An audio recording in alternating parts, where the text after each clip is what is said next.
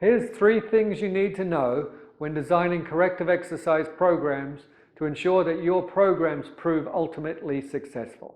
The first thing you need to remember is the symptoms of your client's aches and pains aren't necessarily the cause. For example, if a client has lower back pain, it doesn't mean that the cause of their problem stems from their lower back. It may stem from elsewhere in the body, such as the feet, ankles, knees, even the upper body, head and neck.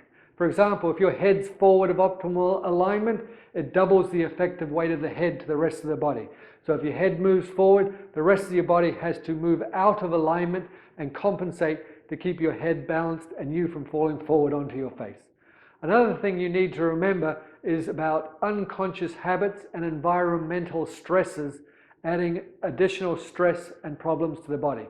For example, imagine if you're typing all day long and using a mouse. If you're using the mouse on the right-hand side, that's going to protract this shoulder blade, which means move it forward. It's going to internally rotate that arm, and it's going to slightly rotate you this way. So over time, doing that unconscious mental habit on a daily basis and an ongoing basis is going to put you out of alignment. So being aware of those things and making your client aware of those things is going to help you design better exercise programs and make sure you actually address the causes of their problems than always looking at the symptoms and the pains they feel.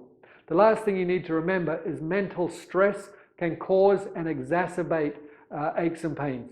For example, if you're under stress, you may grit your jaw because that's a natural protection mechanism of any animal, is to grit their teeth and clench their jaw to warn off or ward off any impending threat or perceived threat. So being aware of these things and the stresses that you face throughout the day is also important when designing corrective exercise programs, and making your client aware of those things as well that may be stressing them out, because that can be actually the cause of the aches and pains they're feeling.